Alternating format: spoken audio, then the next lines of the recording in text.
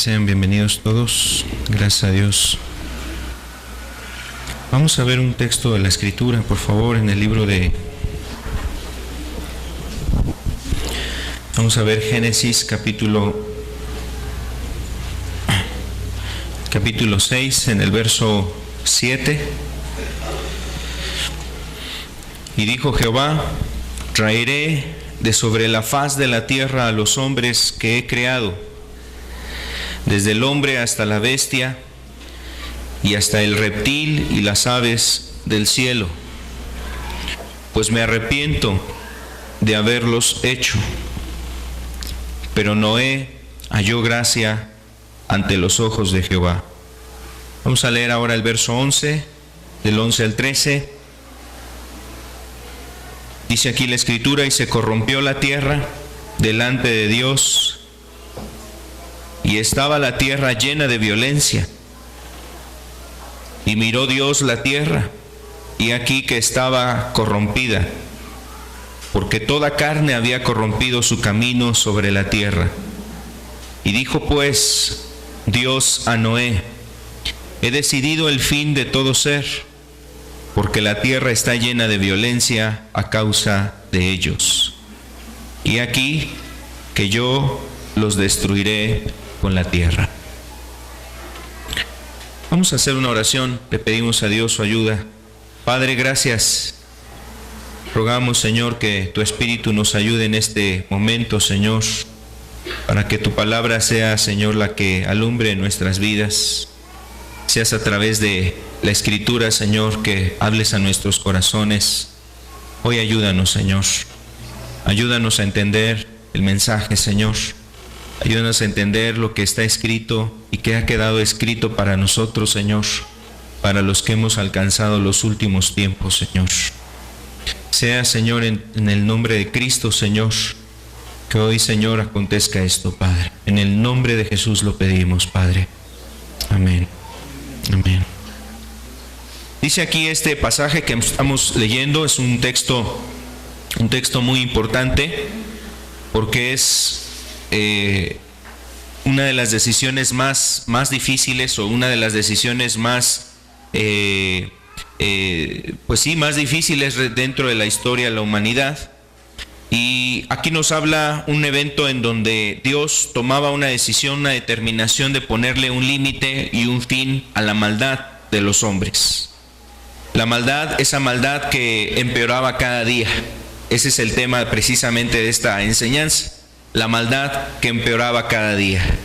Y lo que hemos leído en Génesis capítulo 6, del verso 7 al 8, pues precisamente nos habla la determinación de Dios. En el verso 7, raeré de sobre la faz de la tierra a los hombres que he creado, desde las bestias, el reptil, las aves de los cielos, pues me arrepiento de haberlos hecho.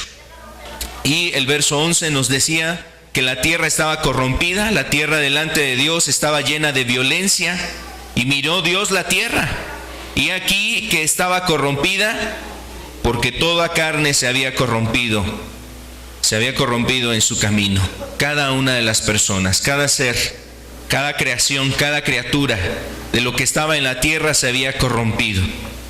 Y Dios le dijo a Noé: he decidido el fin de todo ser, porque la tierra está llena de violencia a causa de ellos. La tierra está llena de violencia a causa de ellos. Entonces, está dando un panorama que llevó precisamente a Dios a decidir enviar un diluvio. El diluvio es una descripción que precisamente está en distintas culturas. El diluvio es un evento que no solamente viene en la Biblia. Yo creo que definitivamente en las conciencias de muchas culturas ha quedado precisamente el registro de un diluvio. Aunque cada cultura lo describe de distinta forma, es un evento que ha quedado, por ejemplo, en la cultura hindú, que ha quedado en la cultura aún en Latinoamérica, en las culturas o en las tribus o en los pueblos que existieron antes. Hay algunos pueblos que han descrito precisamente un evento así como un diluvio universal, una inundación muy grande. Y esos eventos que se dieron precisamente como lo describe la Escritura, como nos lo dice la Escritura, esos eventos fueron precisamente a causa del pecado, de la maldad de una generación. Es la generación que antecedió, la generación que vivió en el tiempo precisamente de Noé. Y en esa historia, en esta descripción que vemos en Génesis, es precisamente una descripción donde Dios está hablando acerca de la determinación que Él tomó, las causas y obviamente quiénes fueron exceptuados, quiénes fueron librados, quién Dios tuvo compasión y misericordia de ellos, y nos habla precisamente de Noé. Pero no era el único ser sobre la tierra estaba llena de personas, o sea, había muchas personas sobre la tierra. Sin embargo, la única persona que encontró gracia delante de Dios era un hombre, su esposa y sus 3 hijos con sus esposas. 8 personas que encontraron gracia delante de Dios, y toda la demás gente fue destruida a causa de ese diluvio. Un diluvio que fue precisamente una condición de catástrofe para toda la tierra. Todo ser vivo murió en aquel entonces, o toda criatura había perecido a causa de ese diluvio, exceptuando a las personas que estaban en el arca y las criaturas que estaban en el arca juntamente con Noé. De ahí, todo ser que estaba sobre la tierra fue destruido por la determinación que Dios nos dice en el verso 7: raeré sobre la faz de la tierra a los hombres que he creado. Y juntamente con los hombres, las bestias, los reptiles y las aves de los cielos. Y dice, pues me arrepiento de haberlos hecho. Imagínate el grado de maldad, el grado de iniquidad, el grado de depravación, de corrupción que precisamente había en ese lugar, que había en ese tiempo, que había con las personas, que al mirar Dios la maldad de esas personas, la verdad es que Dios dijo, ya no puedo más. Ya no más, ya han sido tantas oportunidades, han pasado tantas generaciones, se han ido hombres, han venido personas, se han ido mujeres, han venido nuevas personas, nuevas mujeres, y cada generación que se levantaba era una generación que buscaba y anhelaba las cosas perversas, las cosas del mal y del pecado. Y esa determinación, o al ver Jesús, al ver Dios desde los cielos precisamente a esta tierra llena de corrupción, de maldad y de pecado, Dios decidió, me arrepiento de haberlo hecho, por tanto voy a raer. La palabra raer quiere decir limpiar la tierra. Lo que Dios iba a hacer era limpiar la tierra de los hombres. Esos hombres que se habían corrompido, esos hombres que estaban llenos de maldad, que en sus ojos no había pureza, que en su corazón no había realmente rectitud ni amor por su prójimo, sino que había egoísmo, maldad, iniquidad en sus corazones.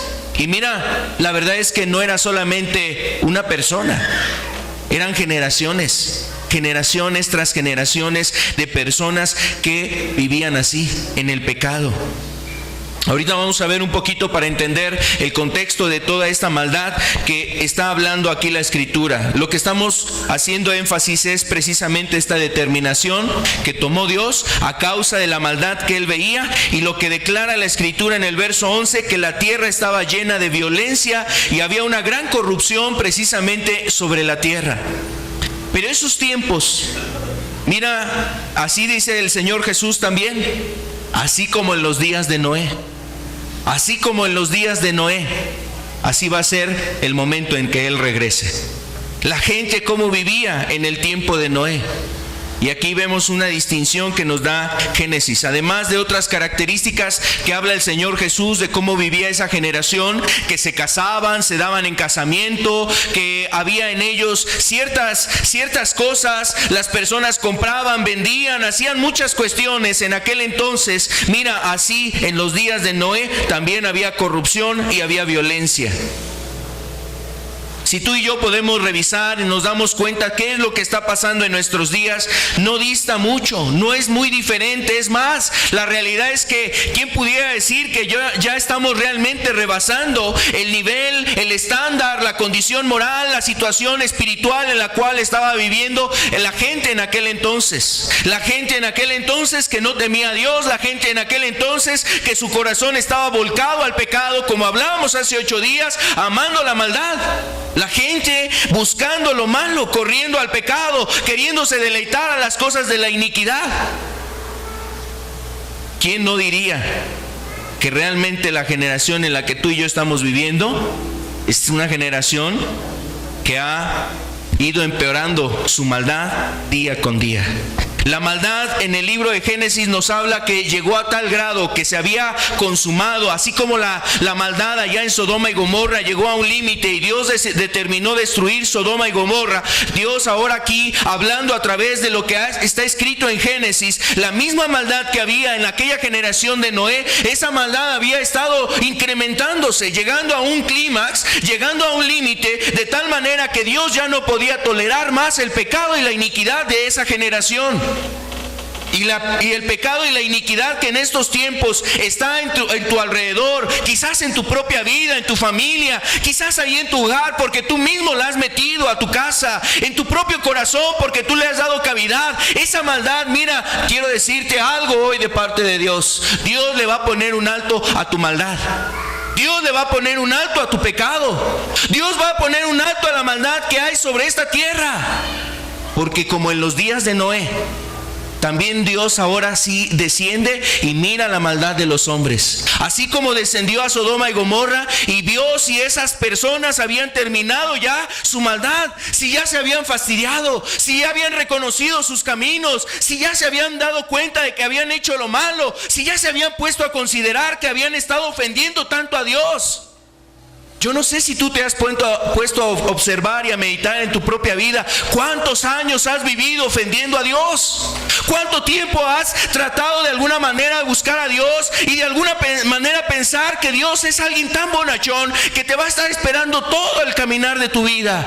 ¿Cuántos años llevas? ¿15 años en el pecado? ¿Cuántos años llevas? ¿30 años en el pecado?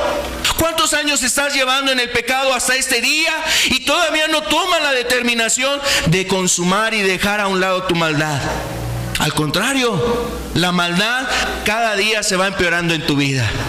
Cada día se va empeorando en tu vida. Así aconteció como en Sodoma. La maldad cada día se iba empeorando. Así aconteció en la generación de Noé. La maldad de esa generación se iba empeorando cada día.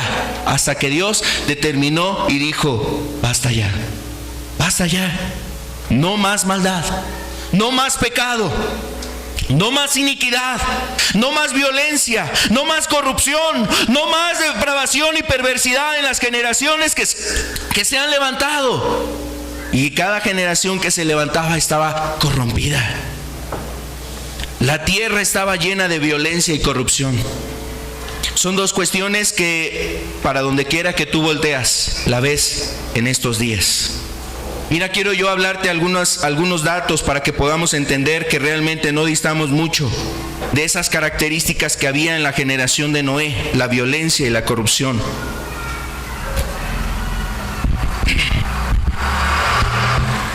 La OMS es una organización mundial que se encarga precisamente de la salud. Y la OMS, como una institución que no está enfocada a la seguridad, determina cómo la violencia que hay en el mundo afecta la salud de las personas, de los individuos.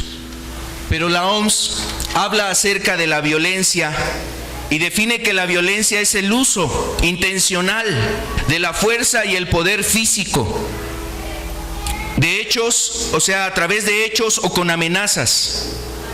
Contra uno mismo, puede ser la violencia contra uno mismo, puede ser contra otra persona, contra un grupo de personas, una comunidad, etcétera, y con el fin de causar y de producir lesiones, muerte, daños psicológicos, trastornos en el desarrollo o de alguna forma un trastorno de de privaciones, donde la gente está privada de una libertad, por ejemplo. Entonces, la OMS determina que esos aspectos de violencia son los que más lastiman y hieren a la sociedad, a un pueblo, a una aldea, a una familia y a un individuo. Son aspectos que pueden ir desde lo individual hasta toda una sociedad, toda una nación, todo un país. Y esa violencia, ahora ella define que hay dos tipos de violencia. La violencia que es autoinfligida, la violencia que es causada por uno mismo. Por ejemplo, una violencia hacia uno mismo son aquellas personas que intentan suicidarse o aquellos que lograron suicidarse. Aquellas personas que se autolesionan. Ahorita hay jóvenes que ellos mismos se producen lesiones en su cuerpo, con navajas, con algún instrumento, con agujas, se hacen perforaciones, se hacen a lo mejor heridas en sus piernas, en sus muñecas, en alguna parte de su cuerpo, se hacen signos o marcas en sus cuerpos, y eso es precisamente una violencia hacia él mismo, una autolesión. Y esto es el grado, este es un síntoma precisamente de la violencia que nosotros estamos viviendo. Ahorita hay una tendencia muy fuerte en jóvenes que hacen este tipo de cosas, donde empiezan a cortarse, jovencitas, ahí en sus rodillas, en sus piernas, o empiezan a cortarse en sus brazos, o jóvenes que empiezan a cortarse parte de su cuerpo, puede ser un hombro, la espalda o en el pecho. Empiezan a hacerse heridas y empiezan a lastimarse a sí mismos. Entonces, es una manifestación de la violencia que estamos nosotros viviendo, una violencia, como diría la OMS, autoinfligida, que una misma persona se la lleva a cabo. También una violencia interpersonal.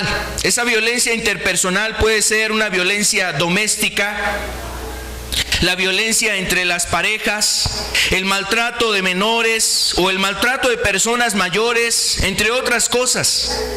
Y sabes, esta violencia en México es una violencia que ha incrementado, no solamente la violencia que se da dentro de los hogares. Por ejemplo, la realidad es que México, visto de afuera, o visto por otros lugares, visto de afuera, México es uno de los países más inseguros para poder vivir. Y mira, si nosotros de alguna forma decimos que aquí estamos más o menos tranquilos porque no vivimos en comunidades como en Guerrero, allá en Ciudad Juárez, a lo mejor allá en Reynosa, a lo mejor en otros lugares como en Veracruz o en otros lugares, la gente entonces siente un alivio porque dice, qué bueno que no estamos allá. Pero la realidad es que el lugar en donde nosotros vivimos, el Estado de México, es uno de los 5 estados más violentos en México. Es una nota de una empresa noticiosa de Estados Unidos, CNN Expansión. En el 2013 decía que los 5 estados más violentos de México son los siguientes: Guerrero, Chihuahua, Nuevo León, Jalisco y el Estado de México, en donde se dan el 38% de los homicidios de todo el país. En esos 5 estados es donde se da el mayor índice de homicidios. Solamente estamos hablando de homicidios, ni siquiera estamos hablando de la violencia intrafamiliar, no estamos hablando aquí acerca de cuestiones que tienen que ver a lo mejor con otro tipo de violencia, la violencia que puede haber solamente verbal, la violencia que hay a lo mejor acerca de las escuelas, la violencia en el trabajo, etcétera. No estamos hablando de esa violencia, pero son situaciones que realmente se dan en este tiempo. También, por ejemplo, en el 2013 se sacaron algunas estadísticas sobre la violencia. Por cierto, que el 2 de octubre lo han declarado como el Día Internacional de la No Violencia, el 2 de octubre. Y aquí en México, pues el 2 de octubre es una remembranza de hechos que acontecieron ahí en el año de 1968, una matanza de estudiantes aquí en la explanada de Tlatelolco y en la Ciudad de México, que llevan precisamente a recordar cosas que tienen que ver con la violencia. En el 2013, cada 10 personas a nivel nacional identifican la inseguridad como la principal preocupación en su vida. O sea, no son las cuestiones económicas lo que más le aflige. No es que no haya trabajo, o sea, eso no le preocupa más. La principal preocupación que tienen 6 de cada 10 personas de este país es la inseguridad. 6 de cada 10 personas que viven en este país están preocupadas por la inseguridad. Y la inseguridad desde que sale el señor a su trabajo, sin saber si va a tener algún problema, alguna situación, alguna dificultad. La madre que despide a la hija ahí en la puerta y no sabe si va a regresar. La jovencita, a lo mejor la secuestra, se la lleva a alguna persona, comete algún acto de violencia en contra de ella y más no vuelven a saber de ella. Como se da, tú lees una nota de periódico y son cosas que están pasando. Jóvenes que salieron a la escuela y después ya no supieron si regresaron. O sea, más bien ya no regresan, que no saben dónde están. Ya no saben en dónde están. No saben dónde se encuentran esas personas. Por ejemplo, en Nuevo León, el 64% de las personas están preocupadas, el 74% de las personas de Nuevo León, la principal preocupación que tienen es sobre la seguridad. De ahí Coahuila es el otro estado que tiene preocupación sobre el estado de inseguridad que hay en esa región, el 70% de las personas. Si lo decimos así en términos, de cada 10, 7 personas están preocupadas por el tema de seguridad en estos estados, tanto en Nuevo León como en Coahuila. En el Estado de México, 69.2% de las personas están preocupadas por el estado de seguridad en el lugar que viven. O sea, Chimalhuacán, Neza, Los Reyes, las regiones de acá de Ecatepec, la región de allá de Atizapán, esas regiones, lo que es allá la región de Toluca, el Valle de Toluca y toda esa zona. Estos municipios que están conformados o que conforman el Estado de México, ahí también de cada 10, 7 personas están preocupadas por el tema de inseguridad. Desde que están temerosos de la violencia que ven en sus hijos, en las escuelas, por maestros, compañeros, en la calle, que los asalten, que se suban al camión, al transporte público y te asalten. Que te encuentres a alguien ahí en la calle y a lo mejor en una borrachera el hombre estaba ahí tomando y de repente saca el arma y hace la violencia en contra de algún familiar, de alguna persona. Ese tipo de violencia es la que estamos nosotros viendo en este tiempo. Las mujeres se sienten más inseguras que los hombres, según esta estadística.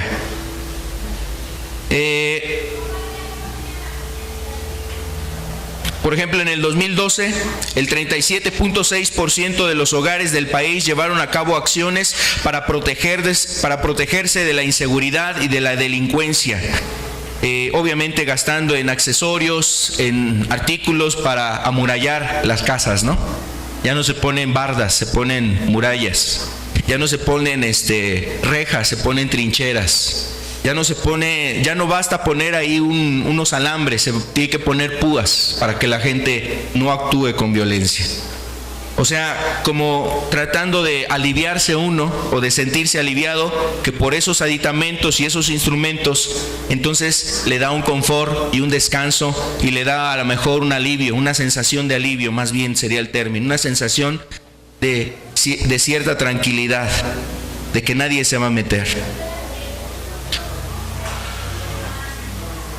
A lo largo del 2012, el 27.3% de la población de 18 años a más, o sea, mayores de 18 años, fueron víctimas al menos de un delito, y en 18 entidades la prevalencia delictiva aumentó con respecto a lo registrado en el 2010. La prevalencia delictiva aumentó. O sea, en vez de disminuir, en el 2010 había unos datos, pero en vez de disminuir, aumentaron para el 2012.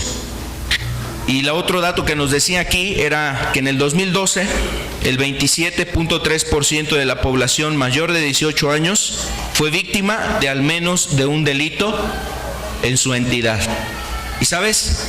Eso es solamente los que llegan a denunciar, porque estos datos están en base a las personas que van y ponen una denuncia en un ministerio público ante una autoridad, y por eso nos dicen que el 28% de las personas. Pero los que no denunciaron, que en México, por ejemplo, más del 50% de los delitos luego no se denuncian. Imagínate. Entonces esta cifra podría duplicarse. De 28 pasaría a 56.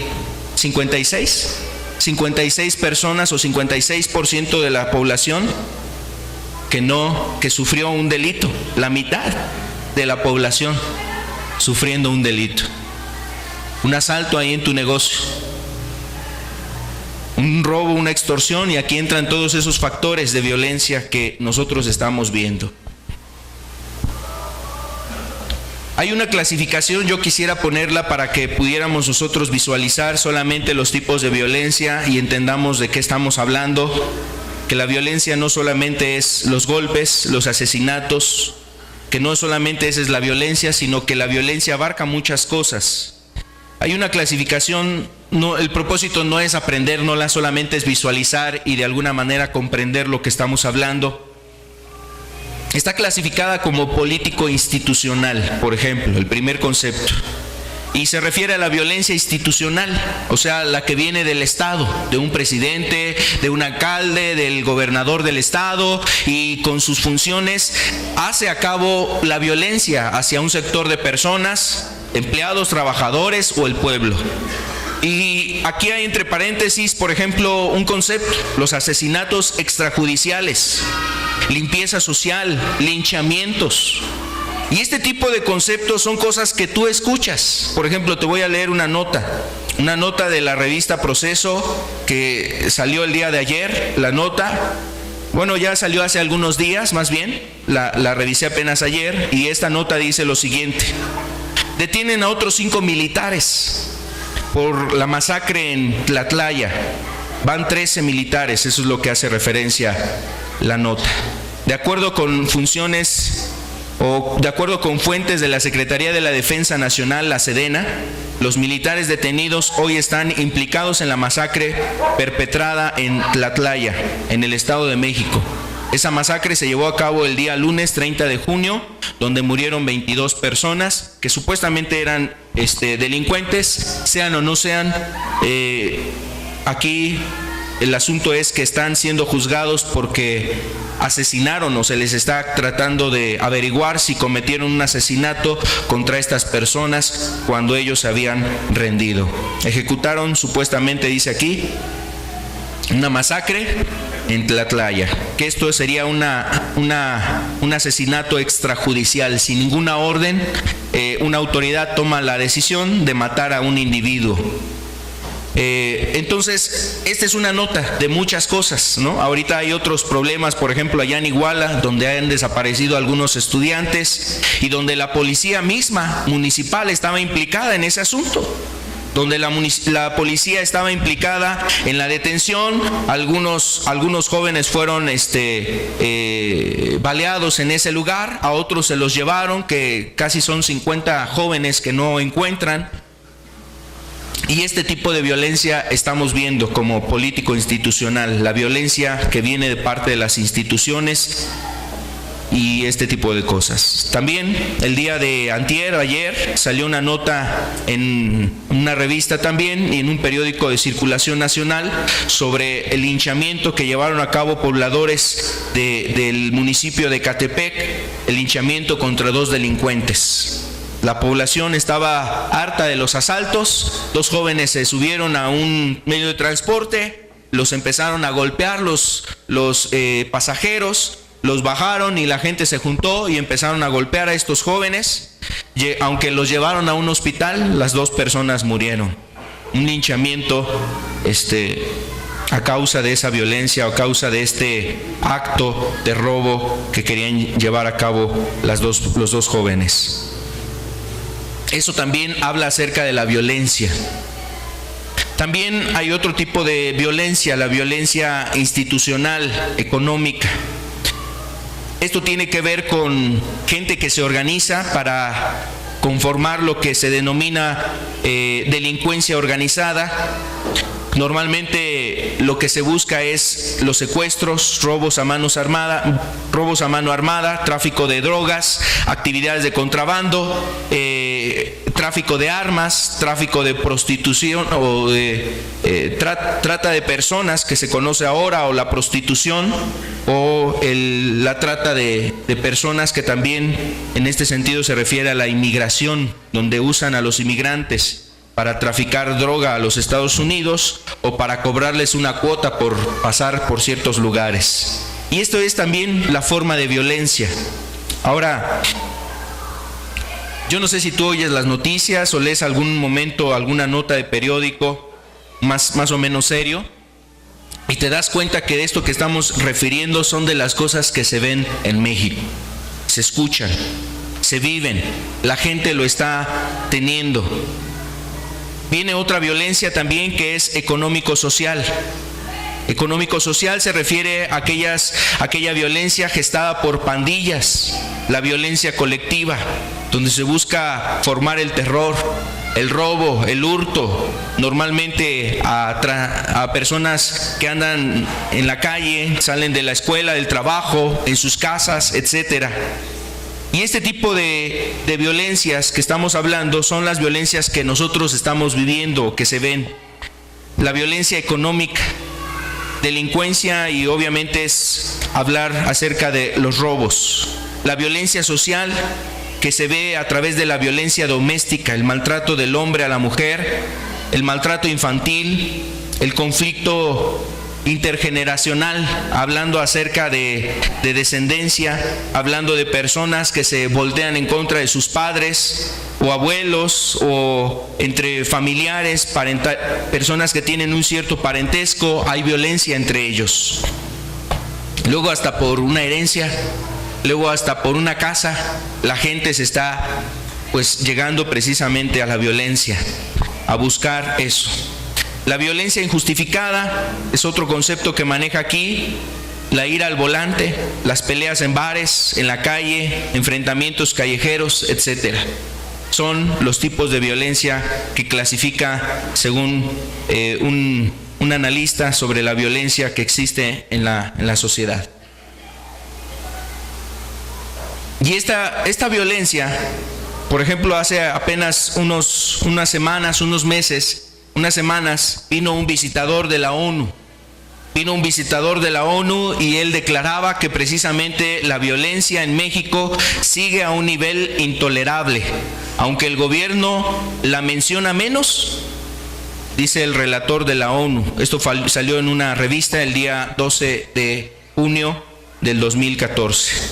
La violencia en México sigue a un nivel intolerable, decía este visitador de la ONU.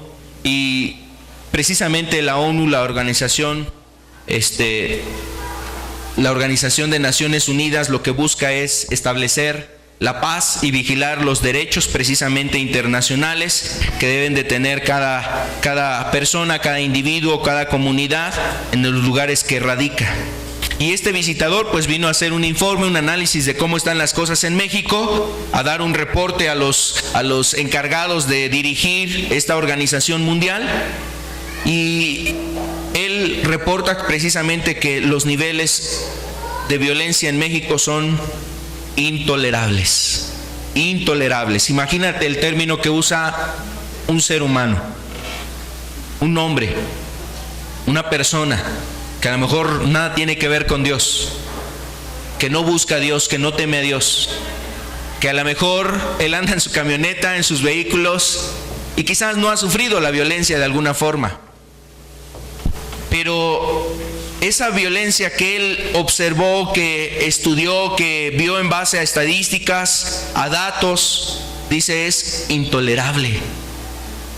Si un hombre se atreve a poner esas palabras en sus labios para reprobar, para desacreditar, para decir que las cosas que él está observando no pueden ser, no deben de ser así, no es correcto, no está bien, no es lo normal, no debe de estar así la situación, no deben de ser así las cosas.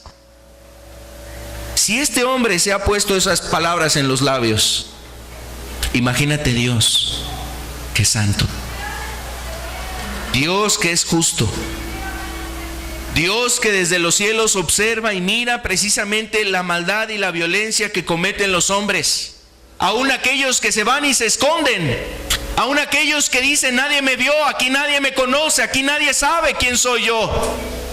Esa violencia que está en aquellos lugares, esa violencia que seguramente hay ahí en tu hogar, que cuando llegas al templo eres uno, que cuando estás delante de Dios, ahí levantas tu mano, que delante de los hermanos, delante del padre de tu esposa, delante de los familiares, a lo mejor tú presentas una careta, pero ahí en casa eres una persona que eres violenta con tu esposa, que eres una persona terrible. Y mira, ninguno se justifica y ninguno diga, no, pues ¿qué tiene de malo las palabras? Jesús puso el homicidio igual que la ira. Y si tú te has enojado contra tu hermano, Dios te ve a ti como un homicida. Así es como lo ve Dios y así es como lo dice Dios. No es como tú lo digas ni como lo diga la gente. Si tú te has enojado contra tu esposa, si tú te has enojado contra tus hijos, si tu hijo te has enojado en contra de tus padres, la verdad es que delante de Dios, Dios ve tu corazón lleno de violencia. Ve tu corazón lleno de enojo, ve lleno tu corazón de homicidio. Y Dios ve así las cosas. Dios ve las cosas de esa manera. No es como tú piensas, no es como piense la sociedad, no es como diga el hombre, no es como diga la religión, porque a lo mejor la misma religión te ha querido apapachar y justificar y decir que eres pobrecito y que pobre de ti, que ¿quién te comprenderá? Pero la realidad es que Dios lo ve como un homicidio lo que hay en tu corazón, además de todos los homicidios que alcanzan a ver los ojos santos de Dios. Esas mujeres que han muerto y que de repente solamente encuentran su cadáver. Aquellas mujeres que fueron ultrajadas, violadas. Aquellas mujeres que las asesinó el mismo marido. Aquellas personas que a lo mejor los asesinó un amigo por causa de una situación, una riña ahí. A una persona que a lo mejor por enojo, por envidia, cometió un homicidio. Todas esas cosas las ve Dios. Todas esas cosas, el cómo la persona ha desmembrado a otro, le ha cortado sus manos, sus extremidades, le ha cortado la cabeza, todo ese grado de violencia lo ha visto Dios, lo ve Dios. Y si una persona dice que ese nivel de violencia es intolerable, imagínate qué estará diciendo Dios. ¿Qué estará diciendo Dios en este tiempo? Algunas personas pueden entonces considerar y decir que dentro de sus hogares no hay eso, no hay esa violencia. Yo quiero decirte que la violencia no se da en las calles solamente, o que la violencia no empieza en las calles. La violencia empezó en las casas. La violencia empezó en las casas, en las familias. Vamos a ver lo que dice Génesis capítulo 6, verso 11 al 13. Y se corrompió la tierra delante de Dios, y estaba la tierra llena de violencia.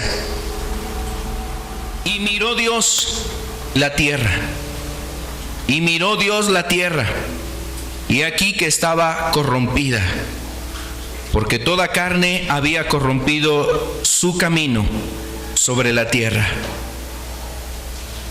Y vio Dios que la tierra estaba corrompida. Nosotros hemos hablado solamente algunos aspectos de lo que estamos viviendo. Quizás hay muchas cosas que tú pudieras enterarte, saber de lo que está aconteciendo en este país, lo que está aconteciendo en las familias, lo que está aconteciendo ahí en tu barrio, lo que está aconteciendo ahí en las calles, por las calles donde vives, en la escuela, en el lugar de trabajo. Pero todo lo que Dios ha visto, ve precisamente cómo la tierra se ha corrompido, se ha degradado esta sociedad. La corrupción es un concepto que habla acerca precisamente de degradación moral. Y la corrupción no solamente lo entendemos como el soborno, cuando alguien le ofrece dinero a una persona, Cuando un ciudadano va delante de una autoridad y le pide un trabajo, un papel, un documento, y le ofrece dinero para que se lo haga más rápido, para cumplir ese requisito. El soborno, que son las cosas que vemos en este país, un país que está lleno de corrupción también, los sobornos en las cuestiones públicas, en la cuestión administrativa, las empresas sobornando a autoridades para que les den cavidad a trabajar y hacer ciertas cosas. Ahora que ha habido muchas situaciones también de complicaciones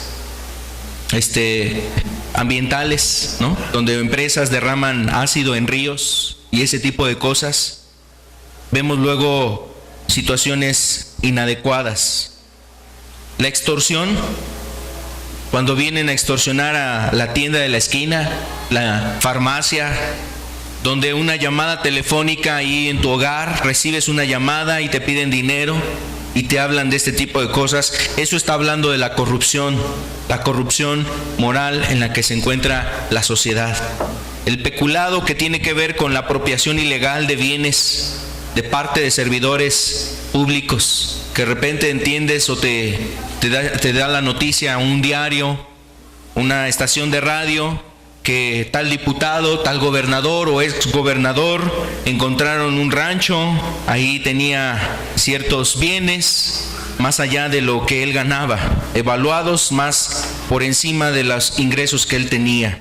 La colusión, una asociación delictiva realizada por servidores públicos para negociar ahí a quién le dan una licitación, la línea 12 del metro, no sé, el construir aquí un distribuidor vial y ese tipo de cosas. Eso habla precisamente de corrupción. La corrupción no está solamente en las instituciones públicas. La corrupción está, ¿sabes dónde? Ha empezado en las familias, porque todo individuo viene de una familia. Toda persona viene de una familia. Fraudes, el tráfico de influencias, etcétera, todos los tipos de corrupción que nosotros vemos. Dios ve cómo esta tierra está llena de corrupción. Hasta las iglesias están corrompidas. Hasta las iglesias se han corrompido. Hasta las congregaciones, las instituciones religiosas se han corrompido y se han degradado a tal manera que han avalado la violencia, que se han justificado, que han permitido la violencia. ¿Por qué Dios escribía o por qué Dios tomó esa decisión? ¿Por qué Dios llegó a esa determinación de raer sobre la faz de la tierra a esta generación, la generación de Noé? Mira, hay antecedentes. La Biblia en el libro de Génesis se encarga de mostrarnos el origen del hombre y también nos da una línea, nos marca la línea de quiénes fueron los antecesores Abraham y quiénes fueron los descendientes de Abraham. Entonces, en esa línea que muestra la Escritura, nos habla precisamente de la línea de la cual proviene la descendencia en que Dios iba a levantar a Cristo Jesús como el Mesías, el Salvador. Entonces, el Génesis en el capítulo 3 nos habla, por ejemplo, de cómo las cosas dentro de un seno familiar no estaban bien. La primer familia sobre la tierra, en este caso, una familia constituida por dos hombres o dos personas y Dios. La familia en el Edén.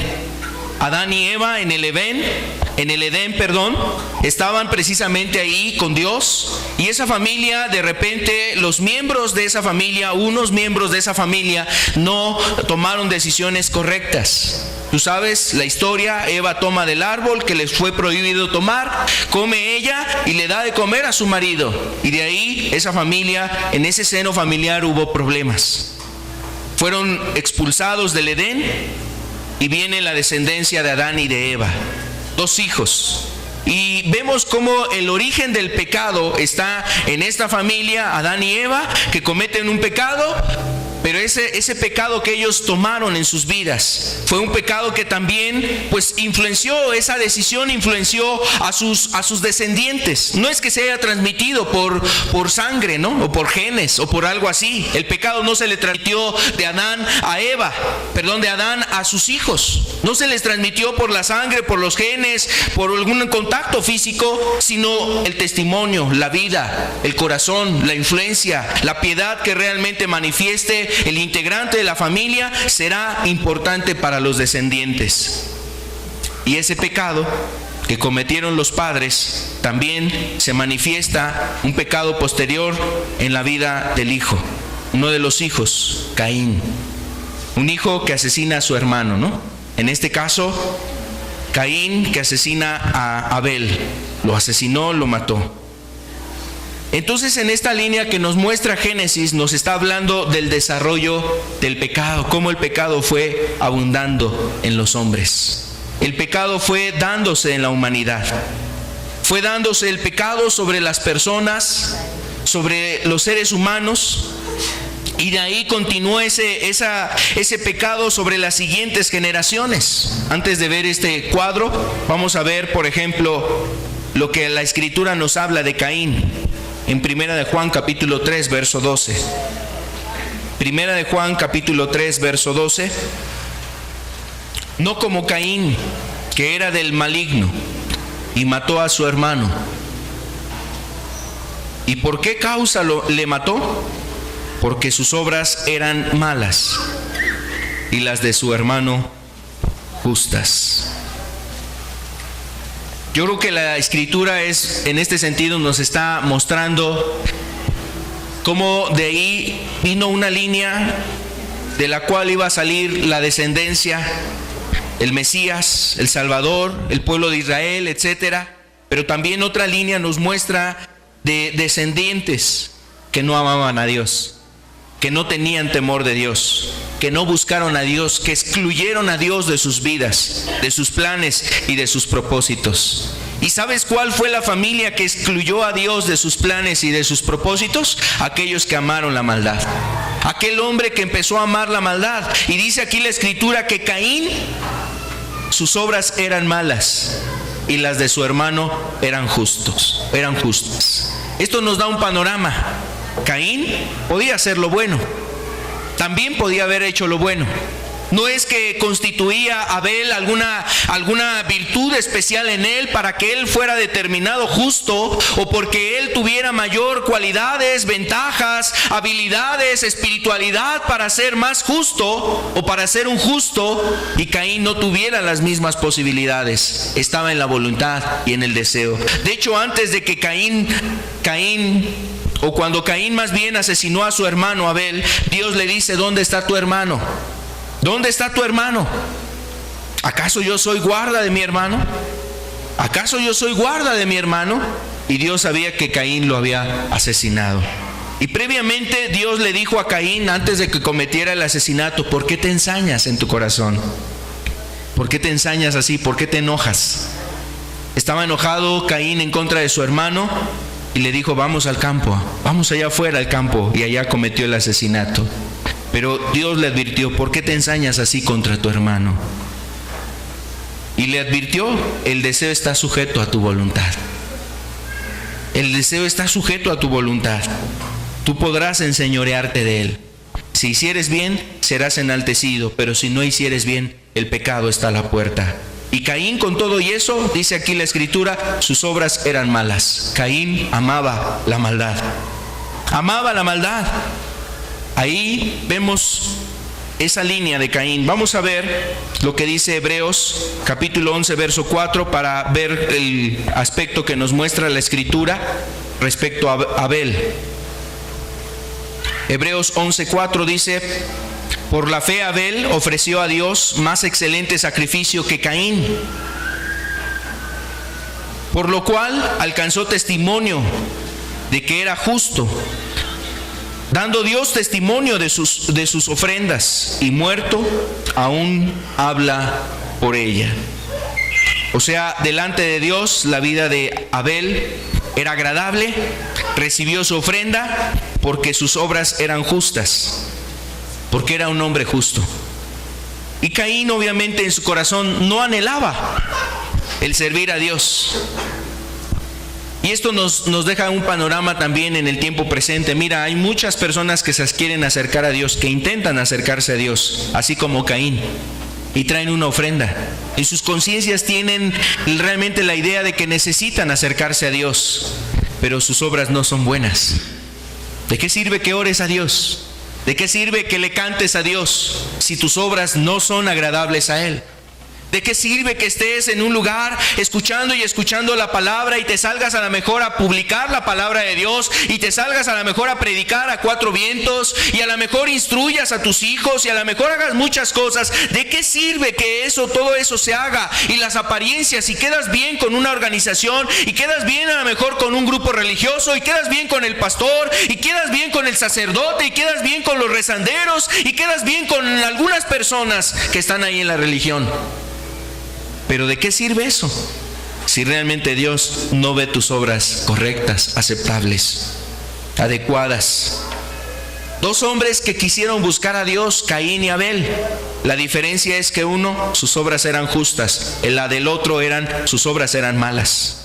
Sus obras eran malas. Y dice Juan, nos lo describió, él era del maligno. ¿Y sabes qué quiere decir él era del maligno? Nos quiere decir él estaba rendido a la voluntad del diablo. Él obedecía a la voluntad del diablo. Es decir, la tentación y la influencia que en este mundo se da hacia el pecado, porque el diablo no te va a invitar a que te acerques a buscar a Dios. El diablo no te va a acercar a la piedad, a la justicia, a la rectitud y a la integridad. El diablo te va a invitar al pecado, a la maldad, a la mundanalidad, a las cosas que son diferentes a Dios. Antes de venir a este lugar, a lo mejor lo pensaste 3 veces, 4 veces, 5 veces. Y a lo mejor medías la distancia. A lo mejor te ponías a pensar en el transporte, en la distancia, en el gasto, en el dinero que traes en el bolsillo. Y todo ello te privaba o te quería privar de venir a este lugar. Pues eso no viene de Dios. Las obras de un hombre eran justas, las del otro no eran justas. Caín mata a su hermano Abel. Y entonces viene un sustituto o un sucesor, o un sustituto más bien, que era precisamente otro hijo de Adán, llamado Set. Set, que era el otro hijo de Adán, fue, vamos a decirlo, que el lugar que ocupó en el lugar de Abel.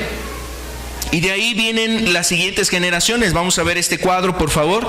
Solamente es para describir las generaciones hasta llegar a Noé. Del cuadro que está del lado izquierdo de ustedes, donde nos habla de Caín, su descendencia, Enoc, Irad, Mehujael, Metusael, Lamec, y de Lamec le nacieron varios hijos, pero porque fue el primer hombre que tuvo 2 mujeres. O bueno, por lo menos en el registro de la escritura, el hombre que tuvo 2 mujeres. 2 mujeres, una fue Ada y la otra fue Sila. Y de Ada nació Jubal o Jabal y Jubal, que son 2 varones. Y de Sila nacieron Tubal Caín y Naamá, que es una mujer. Esas son las generaciones de Caín. De la generación de Set salió Enos, Cainán, Mahalaleel, Jared, Enoc y Lamec, y después Noé. Lamec, Lamec que está antecesor o el padre de Noé, no es el mismo de la descendencia de Caín. Son 2 personas diferentes. ¿Por qué citamos esto? De la descendencia de Caín, recuerda, la primer violencia sobre la tierra fue ejecutada por este hombre, Caín, sobre su propio hermano. Pero todo el linaje de Caín, o toda la descendencia de Caín, la escritura solamente nos deja hasta Lamec y la descendencia de ellos, que era Jabal y Jubal, y los hijos que tuvo con otra mujer Sila, y ya no más se menciona la descendencia de Caín, obviamente porque seguramente esa descendencia fue la que pereció en el diluvio. De Caín se gestó el primer pecado de homicidio sobre la tierra. El primer enojo manifestado y expresado en la Escritura es el enojo de Caín contra su hermano Abel. Y de ahí obviamente la descendencia de él, pues seguramente influenciado por la conducta y el carácter del padre. Un padre a lo mejor iracundo, violento y agresivo. ¿Por qué decimos esto? Mira, vamos a ver lo que dice la Escritura de Lamec. Lamec, si vemos aquí en este recuadro, el hombre que pertenece a la sexta generación del linaje de Caín. Lamec, que tuvo 2 mujeres, el primer hombre que formó ahí una relación de adulterio, de poligamia, y además de ser así este hombre inmoral, era un hombre violento. Mira, vamos a ver lo que dice Génesis 4, el verso 23 y 24. Dice el verso 23: y dijo Lamec a sus mujeres, Ada y Sila: oíd mi voz, mujeres de Lamec, escuchad mi dicho, que un varón mataré por mi herida, y un joven por mi golpe.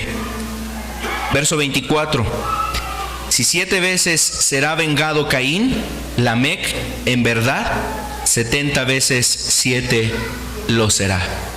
Aquí hay 2 cosas que nos dan referencia sobre la vida de Lamec, y es una situación que le comparte a sus esposas a manera de cántico, a manera de refrán, a manera de poema, y les dice precisamente que si alguien se atreviera a herirle, él mataría a ese varón. Él mataría a ese varón. Y si alguien le diera un golpe, un joven perecería por causa de ese golpe. Hablando de la violencia, hablando del homicidio, de la muerte que estaría expresando o manifestando. Y después habla sobre un dicho que quizás se pudo difundir, no es algo certero, pero imaginemos que este dicho se había difundido y que Dios le había realmente también dado a Caín que él no iba a morir. Que él no iba a morir, que él había establecido también un castigo para aquel que se atreviera a asesinar a Caín, a matar a Caín. Pero se compuso quizás un dicho sobre la protección o el cuidado que Dios le había dado a Caín para que él no fuere asesinado. Y decía ese dicho: 7 veces será vengado Caín. Obviamente, si lo asesinaran, 7 veces sería vengada su vida. Pero aquí Lamec adjudica mayor importancia o mayor como venganza a su causa. Si él fuere asesinado, en verdad 70 veces 7 lo seré. Es decir, 70 veces sería vengada su muerte.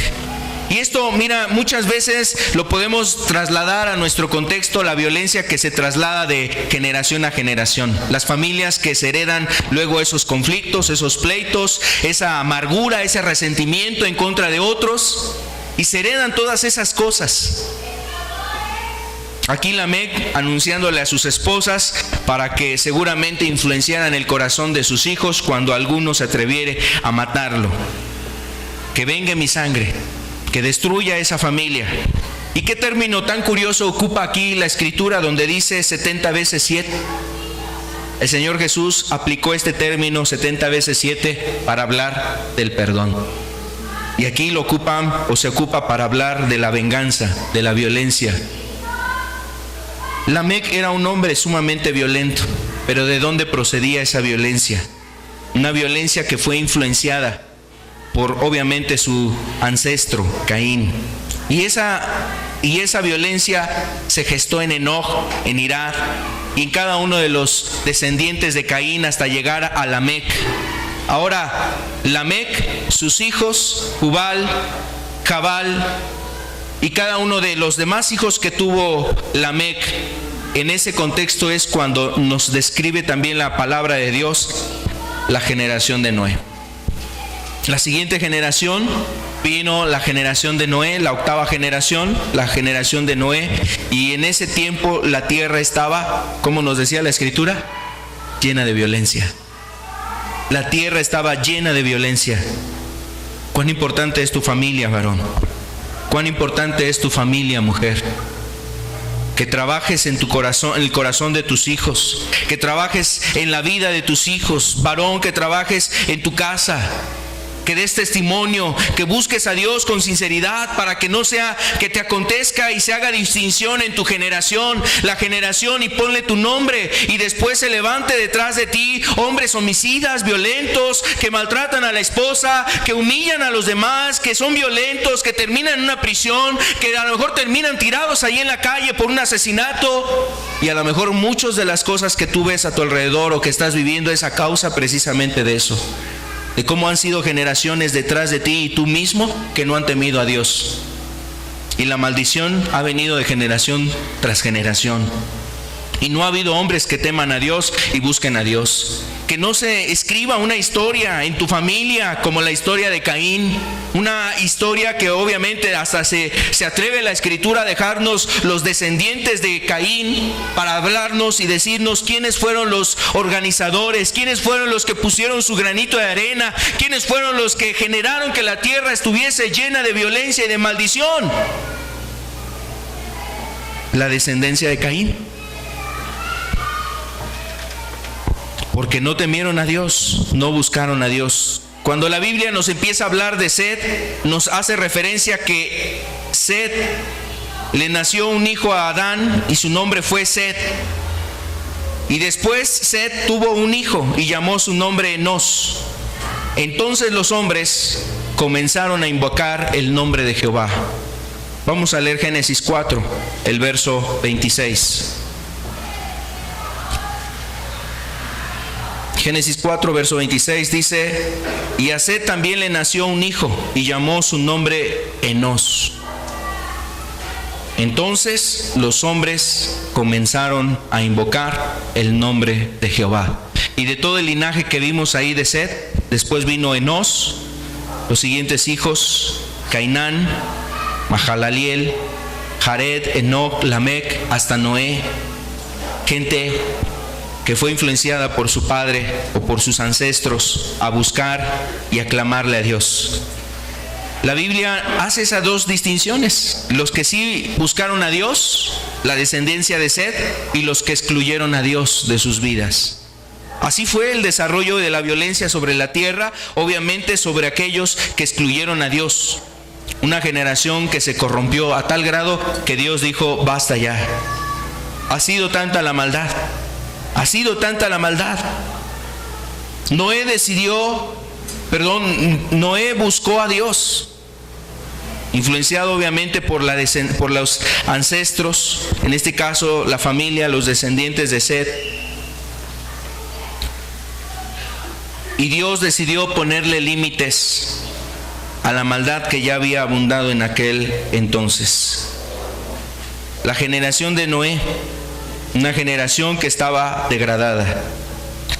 Dios, quiero decirte, le va a poner límites a la maldad también de estos tiempos. Dios le va a poner límites a tu pecado. No estarás por siempre viviendo así. No es eterno. No vas a poder vivir en el pecado para siempre, deleitándote en él. Y tampoco es una situación que Dios esté pasando por alto y olvidando. No dejará Dios que sigas tú en tu maldad y en tu pecado. Él vendrá a poner un límite a las cosas que has cometido hasta ahora. El hombre piensa que en el pecado no pasa nada, que no habrá problemas, que no vendrán consecuencias, que no habrá castigo, que no va a pasar nada, nadie se va a enterar, nadie lo va a escuchar, nadie va a saber lo que estoy haciendo. No seré alcanzado por el infortunio, dirán algunos, pensarán. Pero mira, la Escritura dice: cuando los hombres digan paz y seguridad, entonces vendrá sobre ellos destrucción repentina. Y así está esta generación. La generación en la que tú y yo estamos viviendo se siente segura en su pecado. La gente no está alarmada por la violencia que estamos viviendo. La gente solamente se alarma cuando ya lo asaltaron aquí afuera. Cuando sufre él un asalto, una violencia sobre su persona, le llamaron, entonces sí está preocupado. Pero mientras o antes de esa situación, si no se hubiese dado esa situación, el hombre está sentado delante del televisor. El hombre está apático a las cosas de Dios. El joven está indiferente, buscando la fiesta, la parranda, los deleites, el qué vestir, el qué comer, el cómo pintarse, el cómo vestir, el cómo peinarse, el qué hacer, las diversiones y los placeres. Y el hombre piensa que está en paz, que hay paz y seguridad.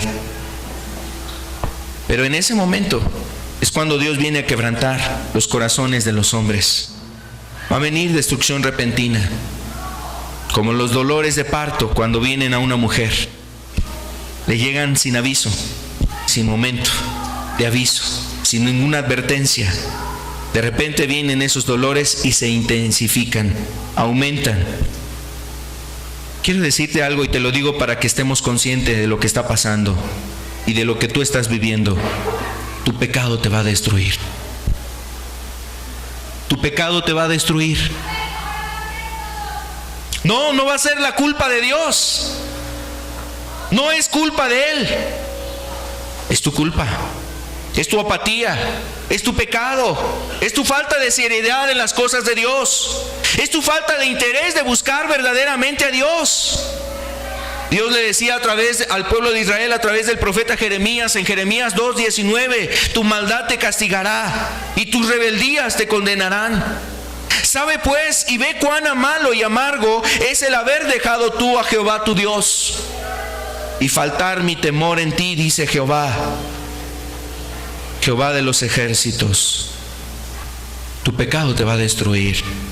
Tus resentimientos, tus enojos, tu amargura, cualquier pecado que tú estés practicando, no solamente la violencia que está destruyendo esta tierra, solamente es una muestra de lo delicado, de lo grave que está la condición del hombre. Eso te va a destruir. Si tú te has dado cuenta, lo que Dios ha estado mostrándonos y hablándonos es precisamente para que tú despiertes a buscar genuinamente a Dios. No solamente por lo de hoy, sino lo de hace 8 días que Dios ha hablado. El buscar verdaderamente a Dios. Tu varón, padre de familia, tu mujer, tu joven, te levantes a buscar a Dios, que escuches la voz de Dios. Él te llama, Él quiere darte la oportunidad de salvación en tu vida. Oye su voz, atiende a su llamado. No seas ingenuo, no seas incauto, no seas indolente, no seas de alguna forma ingenuo a lo que Dios te ha estado hablando. No te dejes seducir por lo que el mundo te ha estado mostrando también. No pienses que la maldad es normal, que la corrupción y la violencia en la que estamos es algo normal. Dios quiere dar una oportunidad, así como tuvo misericordia de Noé. Dice Génesis 6:8. En todo el panorama de maldad, la noticia tan terrible que venía sobre los moradores de la tierra, que serían destruidos. Dios iba a destruir a los hombres, a las mujeres, a las bestias del campo, etcétera. Dentro de todo ese panorama hubo una esperanza y una oportunidad, la misma esperanza y oportunidad que te ofrece Dios a tu vida. Pero Noé halló gracia ante los ojos de Jehová. Pero Noé halló gracia ante los ojos de Jehová. O sea, en todo esa destrucción que ya se avecinaba, la calamidad, la corrupción, la violencia que había, en todo ese panorama hubo alguien en quien Dios tuvo complacencia, en quien Dios quiso ayudar y socorrer y librarlo de esa destrucción. Y fue precisamente en esa línea, en la línea de Set, en la descendencia de Set, uno de sus descendientes, uno de sus hijos, llamado Noé. ¿Y por qué halló gracia Noé delante de Dios? 4 aspectos por los cuales halló Noé gracia delante de Dios. Primero, porque era un varón justo y perfecto, dice la Escritura en Génesis 6:9. Te doy la cita para que tú lo revises en casa. Era un varón justo y perfecto, según Génesis capítulo 6, verso 9. Segundo aspecto, era un pregonero de justicia, según segunda de Pedro capítulo 2, verso 5. Era un pregonero de justicia. Un pregonero de justicia habla de alguien que estaba anunciando y advirtiendo a esa generación que se volvieran a Dios, que dejaran sus pecados, que dejaran de ofender a Dios, que dejaran de estar destruyendo sus propias vidas y destruyendo a sus hijos. Él primeramente comenzó en su vida guardando la voluntad de Dios, sin tener el Pentateuco, o sea, sin tener a lo mejor los primeros 5 libros. Su conciencia, su devoción a Dios le instaban y le decían que era lo justo delante de Dios, sin tener las epístolas, sin tener los 10 mandamientos, sin tener las escrituras. Él pudo agradar a Dios como un varón justo y perfecto. Su corazón íntegro, su corazón deseoso de buscar a Dios realmente, de agradar a Dios y también persuadir a sus hijos a hacer lo recto y hacer lo que es adecuado. Pregonero de justicia. El tercer aspecto, un hombre de fe, según lo que dice Hebreos capítulo 11, verso 7. Dice que por la fe Noé construyó el arca. Y también en este mismo verso, el verso 11, 7 de Hebreos 7, nos habla que con temor la preparó. Eso quiere decir que Noé era temeroso de Dios. Sabía que lo que Dios decía, lo cumplía. Lo que Dios había dicho, lo iba a cumplir. Temeroso de Dios. Dios te llama. Que no seas como aquel hombre o aquella generación, toda una serie de personas, descendencia de Caín, que desechó a Dios, sino que más bien atiendas y busques a Dios. Es por ti, es por tu familia, es por tu propia alma, para que tú busques a Dios. Escucha su llamado. Él quiere darte la oportunidad de salvación. Oye su voz, atiende el llamado, toma decisiones con Dios de buscarlo con todo tu corazón. Deja a un lado la apatía, ven y busca verdaderamente a Dios. Deja a un lado esa indiferencia a la palabra de Dios, esa irreverencia a la Escritura, ese menosprecio a la palabra de Dios que a lo mejor has leído, has conocido de las cosas que están aquí escritas, pero no las has creído, no las has obedecido. Atiende a su llamado. Ante el panorama de maldad, de corrupción y de violencia que tú mismo estás viendo, que a lo mejor tú mismo has sido afectado, tú ves el problema ahí en tu casa, quizás te ha tocado tener un marido a lo mejor irresponsable, violento para contigo, pues qué mejor, o sea, qué situación más convincente para darte cuenta el grado de maldad que hay sobre la tierra. Aquel que un día te prometió amor y fidelidad, aquel que un día te dijo que te iba a amar y servir, ahora está en la violencia en contra tuya. ¿Qué será de los que no han prometido nada para contigo? ¿Qué será de aquellos que realmente no te han hecho una promesa? La maldad, la corrupción y la violencia está alrededor. La violencia en la escuela, joven, la violencia en las calles, la violencia jovencita. Ahorita hay muchos problemas en los noviazgos. Hay jovencitas que son violentadas por su propia pareja, abusadas física, verbal y aún sexualmente. Y ese también es un panorama de violencia que hay. Atiende al llamado de Dios. Atiende a ese llamado que Dios está haciendo y busca encontrar gracia delante de Dios. Vamos a cerrar nuestros ojos. Los invito a ponernos de pie, por favor. Cerremos nuestros ojos. Es importante que entendamos, Dios le pondrá límite a la maldad.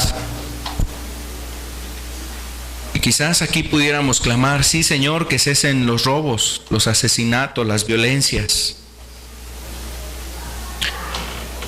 Que ya no haya más violencia, extorsión, corrupción, Señor.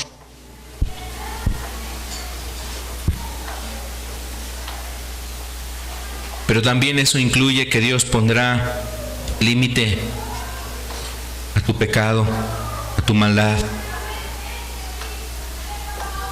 Eso implica que también Dios vendrá, visitará y mirará, como quizás ya lo ha hecho, quizás en tu propia vida, el ver cómo está tu vida delante de Dios, tu corazón.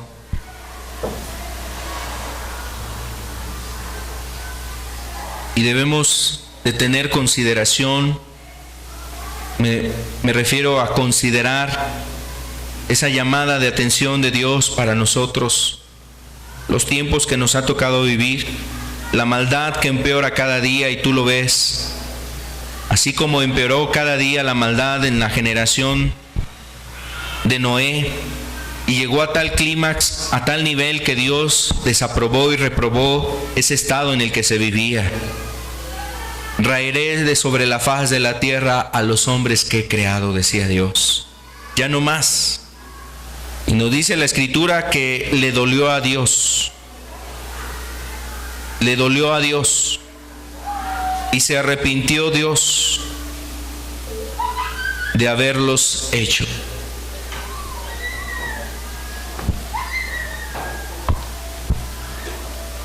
La violencia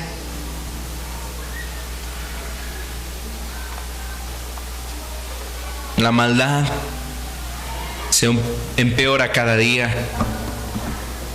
Tú eres testigo de eso. Lo han visto tus ojos. Quizás lo has experimentado en tu propia carne, tu propia vida. Quizás con alguna persona muy cercana a ti. Un robo. Alguna extorsión. Una violencia. La maldad que ves tú en la calle, en familiares, personas cercanas a ti, tus hijos en la escuela, la violencia que reciben de los mismos compañeros, aún hasta de muy corta edad, siendo violentados por sus compañeros o por maestros, que es pésimo, que todavía es peor eso, compañeros, amigos, personas cercanas, aún los mismos familiares violentando a su familia, a los integrantes de su familia, padres cometiendo mal sobre su esposa, violencia sobre los hijos, hermano contra la hermana violentándola, cometiendo algún tipo de violencia sobre ella.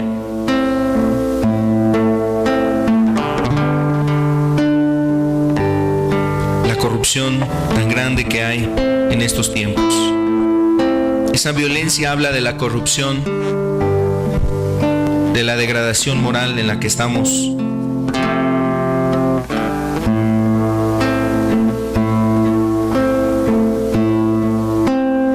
Y Dios va a ponerle un límite a todo esto. Dios le va a poner un límite a toda esta maldad y corrupción que estamos observando. Pero también eso incluye que Dios le pondrá un límite a tu maldad, a tu pecado. No pienses que te quedan muchos años en el pecado, No te engañes.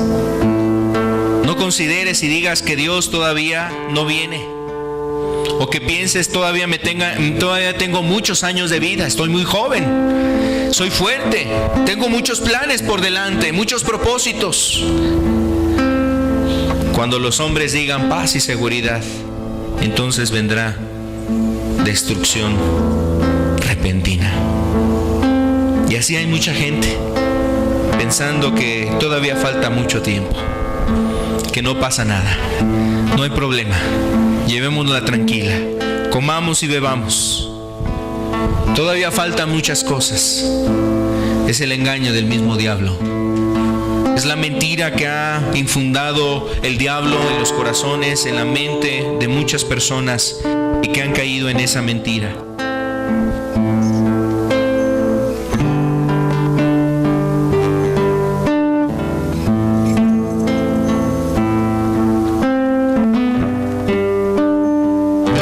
seamos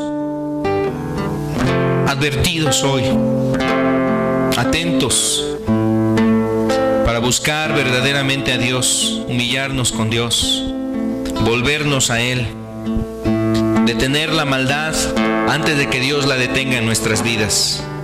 Tú detén tu maldad, ponle un alto ya a tu maldad en tu vida, deja de hacer lo malo, arrepiéntete, busca a Dios con toda sinceridad para ver si hallas gracia delante de Dios, para ver si logras encontrar esa gracia de Dios en tu vida. Ahora sabemos que Dios, en su misericordia y en su bondad, está dispuesto a darla, la oportunidad como se la dio a Noé. De toda una generación, hubo solamente un hombre con su familia que atendió a ese llamado. 8 personas que oyeron la voz de Dios, que oyeron el llamado de Dios y decidieron obedecer a Dios,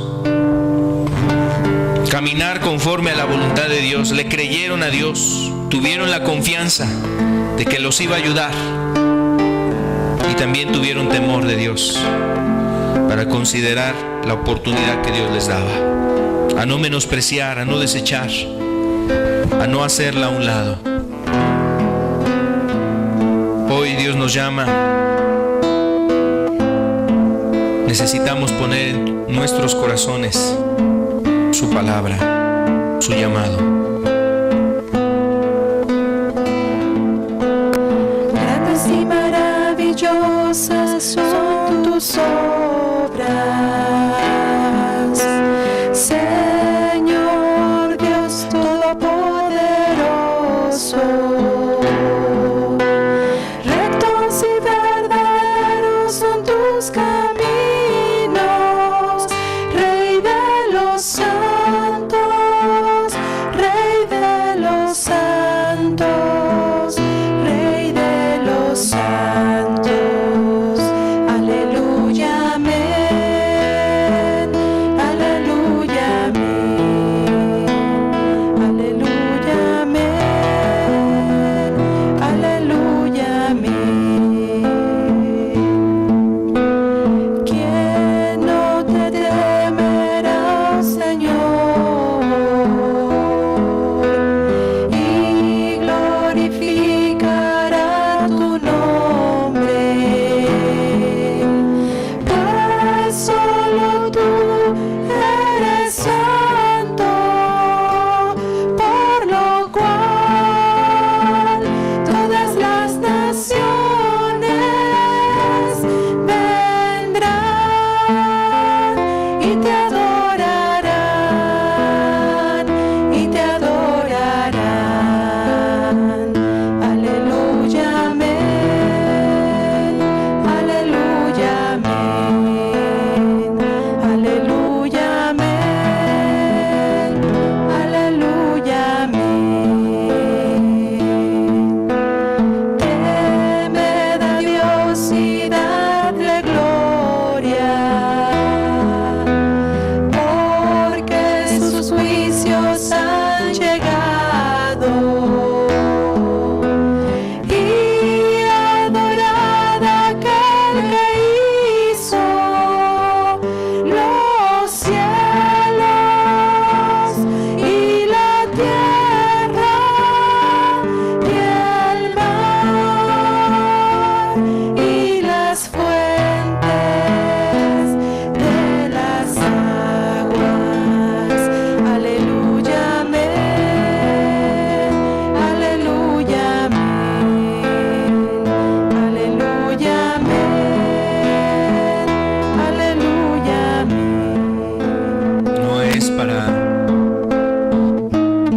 pensar dentro de nosotros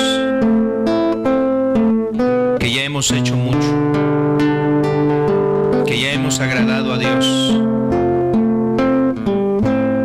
que ya hemos cumplido su voluntad, solo por llegar a este lugar, solo por venirle a cantar cada día en tu vida. Es necesario necesario examinar y ver cómo andas, cómo caminas. Eres de aquellos que desechan a Dios, que no toman en cuenta a Dios y su palabra. Y cada día la maldad se ha ido incrementando, ha ido empeorando en tu propia vida.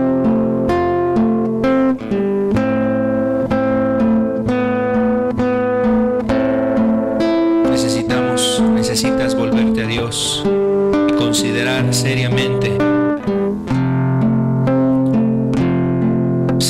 el buscarle, el hacer su voluntad. Acércate a Él, dándote cuenta que Él da la oportunidad más grande para tu vida. Una oportunidad que a muchas personas se les ha ido, que un día quizás estuvieron en el lugar que tú estás hoy, que llegaron a ocupar una silla como la que tú ocupas hoy, que escucharon un mensaje como el que hoy oyes tú, y algunos de ellos han perecido.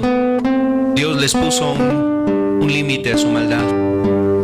Ya no más ofensas, ya no más pecado en sus vidas,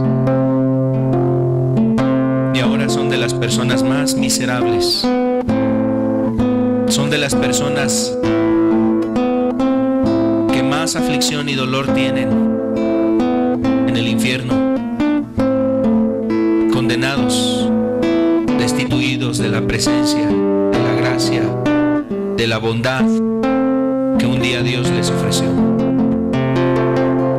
No seas de esas personas que desechan, que menosprecian. No seas como la generación de Noé, que quizás al oír a este pregonero de justicia, a Noé, advirtiéndoles de ese diluvio, la gente lo menospreció. La gente tuvo en poco su advertencia. ¿Cómo crees, Noé? ¿Cómo crees que va a pasar esto? ¿Cómo crees que va a acontecer esta destrucción?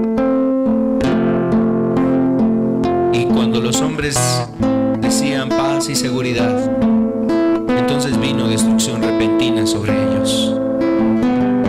Que no te engañe el diablo ni el mundo pensando que en el pecado hay paz y hay seguridad, porque en cualquier momento puede venir el Señor Jesucristo, regresar para ponerle un alto a tu maldad. O otra situación, el que perezcas, mueras, y aún así Dios ponga un alto a tu maldad, y entonces tengas que darle cuentas al Creador. Darle cuentas a Dios. Él te llama y quiere darte la oportunidad de salvación. Atiende a su llamado. Atiende a su llamado, escucha su voz.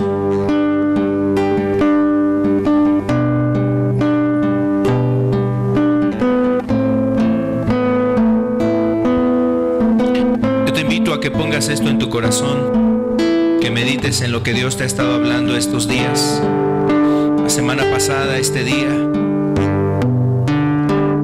que lo pongas en tu corazón y no lo eches tras tus espaldas, que no lo menosprecies, sino que puedas ser sensible a lo que Dios quiere hacer en tu vida. Ponlo en tu corazón. Padre, pedimos que tu Espíritu sea, Señor, el que continúe la obra en el corazón, Señor. Esa obra que solo tú haces en el interior del hombre, Señor. Que pueda haber muchas personas que oigan tu voz, Señor, y atiendan, Señor, a lo que has estado hablando, ministrando, a lo que has querido llevar a los corazones en estos días, Señor. Oportunidad que quieres presentar y llevar delante de nosotros, Señor. Ayuda a los presentes, Señor. Te lo pedimos en el nombre de Cristo Jesús. Amén. Amén. yo los invito a que estemos reconsiderando, reflexionando lo que Dios ha estado hablando en estas reuniones, hace 3 reuniones con esta, para que Dios esté haciendo su obra en el corazón de cada uno de los presentes, y que no se disipe eso por las cosas que ustedes tienen que hacer saliendo de este lugar, actividades, conversaciones, pláticas, el rol del día, las actividades que tienen que hacer, que no sean cosas que se pierdan, lo que Dios está llevando o colocando en el corazón de los presentes. Con la ayuda de Dios estamos aquí el próximo domingo. Que Dios los bendiga. Si alguien tiene alguna inquietud, duda, estamos para servirles. Que tengan buena tarde.